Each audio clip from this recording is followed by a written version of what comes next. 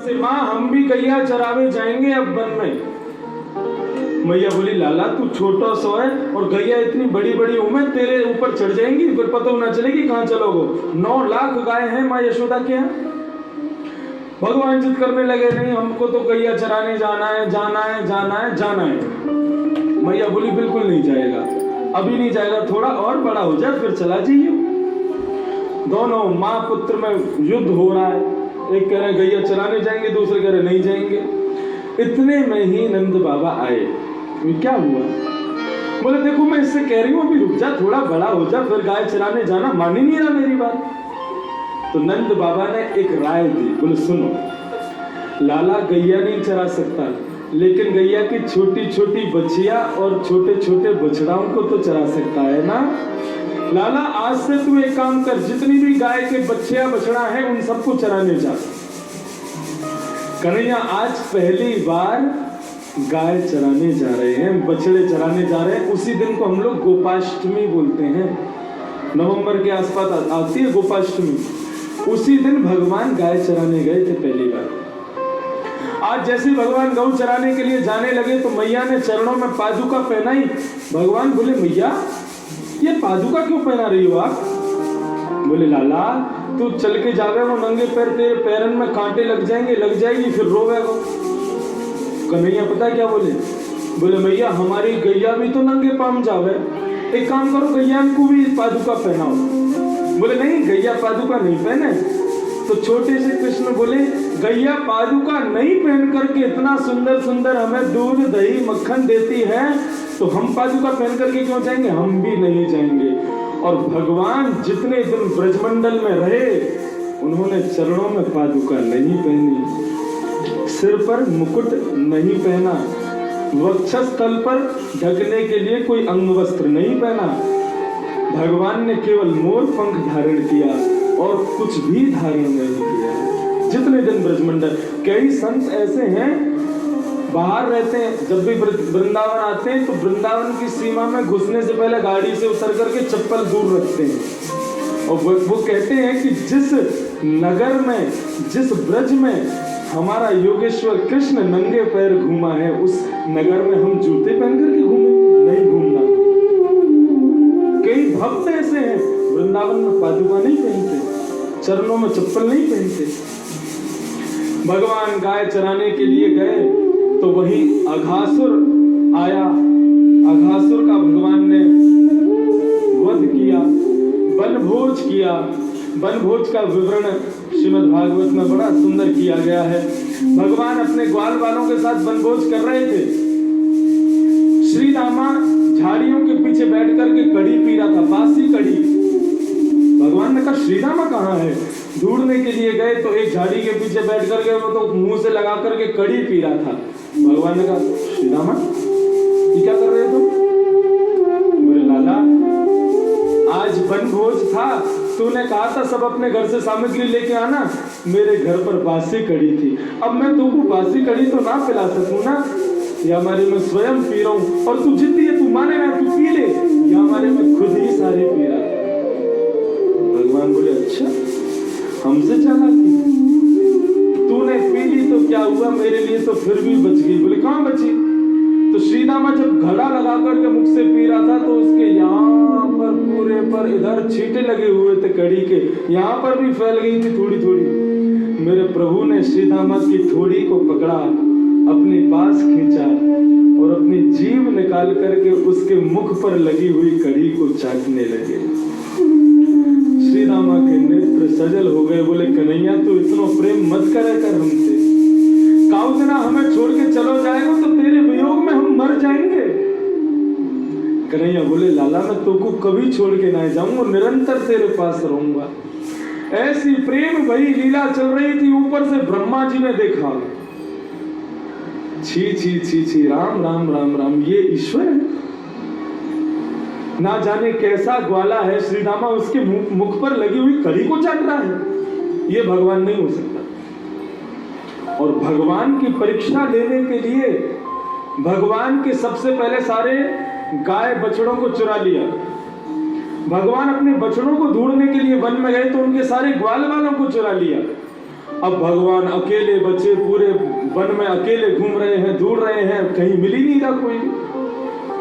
भगवान ने ध्यान लगा करके देखा तो ये सब किया हुआ है ब्रह्मा का। भगवान बोले अच्छा अभी सबक सिखाता हूँ। और भगवान ने चुटकी बजाई और जितने ग्वाल बाल थे, जितनी भी गाय के बछड़े बछिया थे, उन सब में अपना ही रूप बना करके उन सब के रूप में आ गए। मतलब अपने स्वरूप में से वो सारे रूप निकाल करके वहां प्रकट हो गए। पूरे ब्रजमंडल में आजकल गाय जितना अपने बछड़ों को प्रेम कर रही है उतना पहले कभी नहीं किया। जितना गोपियां आजकल अपने बच्चों को प्रेम कर रही हैं उतना पहले कभी नहीं किया। और ये बात बलराम जी गौर कर रहे थे। लाला ये आजकल गाय के नए नए बच्चे होते हैं उनको तो प्यार करती नहीं है, बड़े बड़े बछड़ों को प्यार करती है, क्यों? कन्हैया बोले ऐसे ही है, सब चल रहा है। और गाय नहीं, मैंने गोपियों को भी देखा है, मेरे मित्र हैं उनकी माता उनको आनी नहीं देती है, कहती नहीं मेरा लाला, पूरे दिन अपने हृदय से लगा के रखती है। ऐसा प्रेम भाई कहां से उमड़ के आया है इन सब में? कन्हैया बोले दाऊ दादा आपसे क्या छिपाना, आंख बंद करो। बलराम जी ने आंख बंद की, बोले अब खोल के देखो। जैसे खोल के देखा तो छोटे छोटे बछड़ों का शरीर तो बछड़ा ही है, लेकिन मुखमंडल में कन्हैया दिख रहा है। सारे ग्वाल बाल कन्हैया दिख रहे हैं, सारे बछड़े बछिया कन्हैया दिख रहे हैं, पूरा ब्रजमंडल में कन्हैया ही कन्हैया दिख रहा है। बलराम जी बोले लाला ये सब क्या है? बोले उस ब्रह्मा ने सबको चोरी कर लिया है, इसलिए मैं सब में रूप बना करके बैठा हूं। ब्रह्मा जी ने सोचा बहुत दिन हो गए, देख के आऊं वो कन्हैया जो अपने आप को ब्रह्म कहता है, रो रहा होगा अपने ग्वाल बालों की याद में।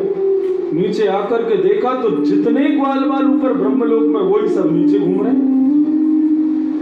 ब्रह्मा जी बोले ये क्या हुआ? भगवान ने भी एक काम किया।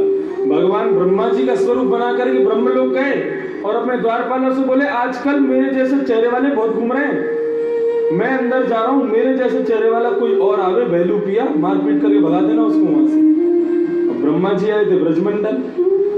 अब ब्रह्मा जी सोचते जा रहे हैं पता नहीं क्या हुआ। जैसे ही ब्रह्म लोग पहुंचे अंदर जाने लगे, द्वारपालों रुक जाइए। ब्रह्मा जी बोले नीचे आवाज में बात करो। बोले वो तो सब ठीक है, तुम जाओ यहां से। अरे ये क्या तमीज होती है, मतलब ब्रह्मा से ऐसे बोलोगे तुम? नरक में भेज दूंगा अभी तुम्हें। बोले तू क्या नरक में भेजेगा, तुझे हम अभी मार के नहीं भगाओ। मैं डंडों से मारना शुरू कर दिया ब्रह्मा जी। ब्रह्मा जी बोले तुम लोगों की इतनी हिम्मत, ब्रह्मा को मारा तुमने? बोले तू ब्रह्मा है ही नहीं, ब्रह्मा तो अंदर बैठा है। ब्रह्मा जी बोले ब्रह्मा अंदर बैठा मतलब? बोले हाँ हमारे स्वामी ने बताया था कि आजकल बेलूपिया बहुत बुरा, हम सब जानते हैं तुम कौन हो। ब्रह्मा जी बोले अच्छा एक बार वो ब्रह्मा जी का दर्शन करा दोगे मुझे? बोले चलो। अंदर लेकर के गए तो ब्रह्मा जी के रूप में भगवान विष्णु वहां विराजमान थे। विष्णु ही विराजमान थे। ब्रह्मा जी समझ गए, बोले मुझसे अपराध हो गया प्रभु। चरणों में बारंबार प्रणाम किया, भगवान की स्तुति गाई। और कितने चतुर ब्रह्मा, देखो कैसी स्तुति गा रहे, पता क्या कह रहे भगवान से? प्रभु एक बात बताओ, जब कोई माता गर्भवती होती है, उसके गर्भ में बालक होता है, तो बालक कभी कभी माँ को लात मारता है, तो क्या वो माँ अपने बालक से गुस्सा हो जाती है? भगवान बोले नहीं होती। तो बोले प्रभु आपके ही गर्भ में हम सब रहते हैं, हम सब आपके बालक हैं, कभी कभी थोड़ी सी अगर हमने गलती कर दी तो आप नाराज क्यों हो रहे हो प्रभु? भगवान बोले बहुत चतुर है ब्रह्मा, ऐसी थोड़ी उसका नाम, उसके चार मुंह है, बहुत चतुर है। ब्रह्मा जी को माफ नहीं किया भगवान ने। क्यों? बंधुओं इंद्र ने भी गलती की थी, कल अभी आएगी इंद्र की कथा। भगवान ने इंद्र को क्षमा कर दिया, ब्रह्मा को क्षमा नहीं किया। क्यों? क्योंकि ब्रह्मा ने जो किया उससे सभी ब्रजवासी भगवान से दूर हो गए थे। और इंद्र ने जब बारिश की, भगवान ने गोवर्धन पर्वत उठाया तो सारे ब्रजवासी भगवान के पास आ गए थे। तो जिस क्रिया से सब लोग भगवान के समीप आ जाए, उससे भगवान भला नाराज कैसे हो सकते हैं? लेकिन ब्रह्मा को भगवान ने क्षमा नहीं किया। भगवान की इस प्रकार से लीलाएं चल रही हैं। एक दिन भगवान ने सोचा कि भाई ये कालिया नाग निकालना है, जल से पानी पीती हैं सारी गाय और मूर्छित होकर के वहीं गिर जाती हैं, लेकिन निकाले कैसे? साथ में दाऊ दादा है, और दाऊ दादा कौन है? शेष भगवान का स्वरूप है। अब कोई सांप दूसरे सांप को पिटता देख सकता है? शेष दूसरे शेष को पिटता देख सकता है? यदि दाऊ दादा संग जाएंगे तो मैं कालिया नाग को नहीं मार पाऊंगा। तो भगवान ने एक असुर था जो कि गधे के रूप में आया था, उस असुर का मर्दन दाऊ दादा के हाथ से करवाया, और पूरे ब्रजमंडल में दाऊ दादा की हंसी उड़ाने लगे। ये तो गधा को मार के आए हैं, इनसे कोई राक्षस नहीं बना, गधे को मार के आए हैं। दाऊ दादा को इतना गुस्सा आया, मैया से बोले, मैया कल से हम कन्हैया के संग खेलने नहीं जाएंगे। कन्हैया बोले, बहुत अच्छे, हो गया काम।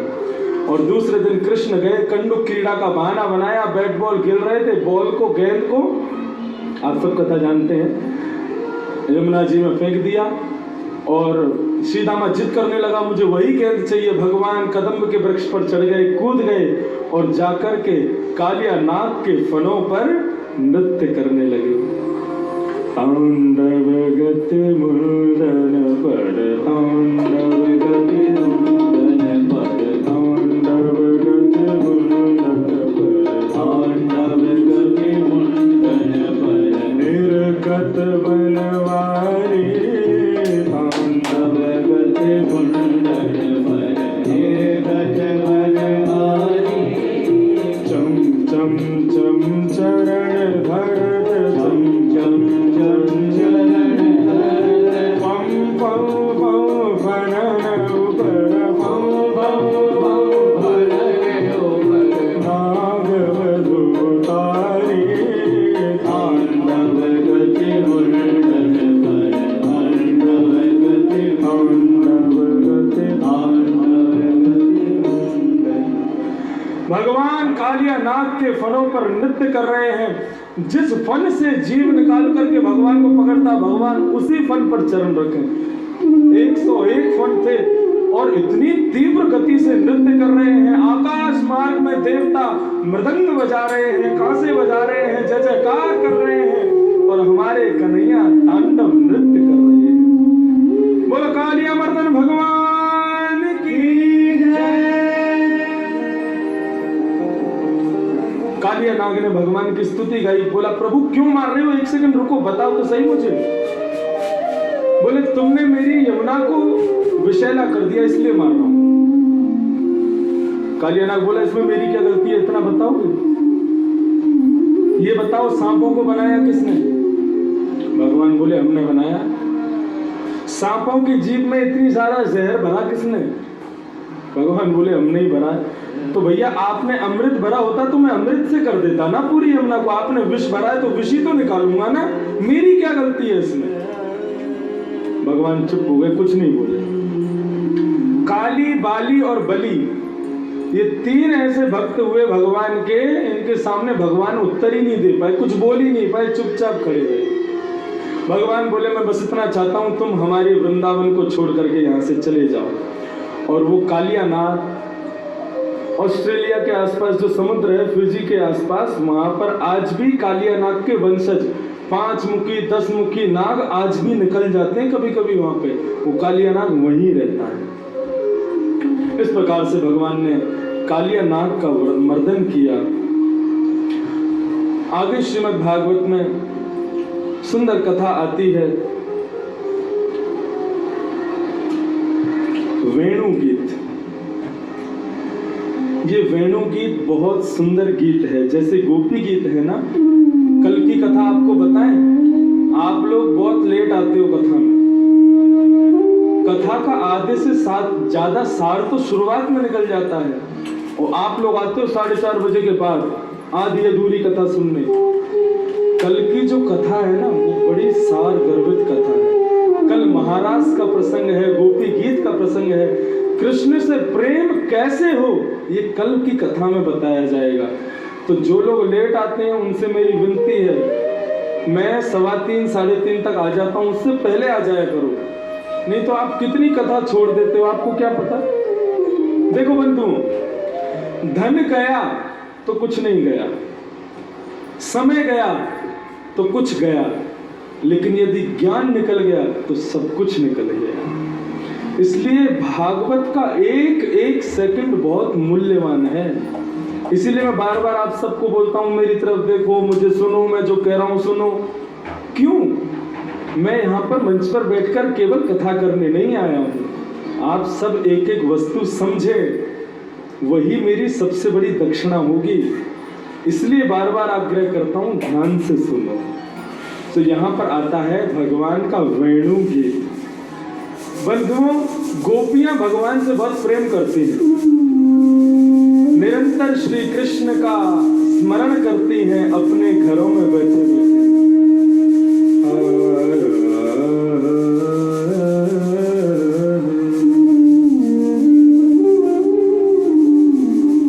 और कन्हैया गाय चराने के लिए जाते हैं और वन में जाकर के एक वृक्ष के नीचे बैठ करके अपने मुकुट को टेढ़ा करते हुए, अपनी भ्रगुटी को टेढ़ा करते हुए बांसुरी निकाल करके अपने अधरों पर रखते हैं।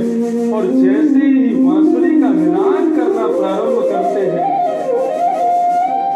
घरों में बैठी हुई गोपियों को श्री कृष्ण का दर्शन होने लग जाता है। अपने अपने घरों में बैठी हुई कृष्ण को, गोपियों को कृष्ण की छवि दिखने लग जाती है। कैसी छवि है हमारे कन्हैया की? बंधुओं, आप सब लोग अपनी आंखें बंद कर लो और अब जो मैं आपको सुनाऊं ना, उसका चित्र अपने हृदय में बनाना। कैसे स्वरूप है भगवान का, सब लोग ध्यान से सुनना। चांद सा सलोना मुख, लटे घूंघरारे हैं,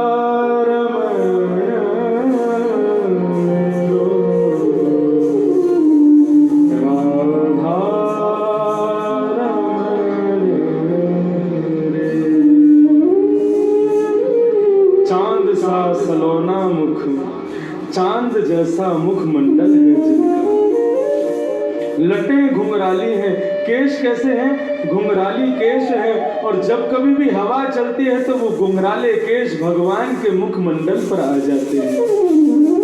भौएं हैं कटीली, ये भौएं ऐसी कटीली हैं और तिरछी कटारे हैं। एक बार तिरछी नजर से किसी को देख लेते हैं तो महाराज घायल ही हो जाता है आदमी, ऐसी नजर है भगवान की। या को चंदन सो महके बदन। एक बार किसी के बगल से निकल जाते हैं तो ऐसा लगता है मानो कि चंदन की खुशबू से ओतप्रोत हो गया हो, ऐसी सुगंधी आती है भगवान में से। मेरो या पे अटक गया मन, जाको नाम है श्री राधा रमण। ऐसी छवि का दर्शन गोपियां अपने घर में बैठे बैठे भगवान की बांसुरी को सुन करके करती हैं। अच्छा देखो, भगवान बांसुरी बजाते हैं, साधारण आदमी को लगता है कि कन्हैया बांसुरी बजा रहा है, लेकिन गोपियों को लगता है कि कन्हैया हमें बांसुरी में हमारा नाम पुकार रहा है। ऐसा प्रेम गोपियों का। और गोपियां कह रही हैं कि अक्षरवता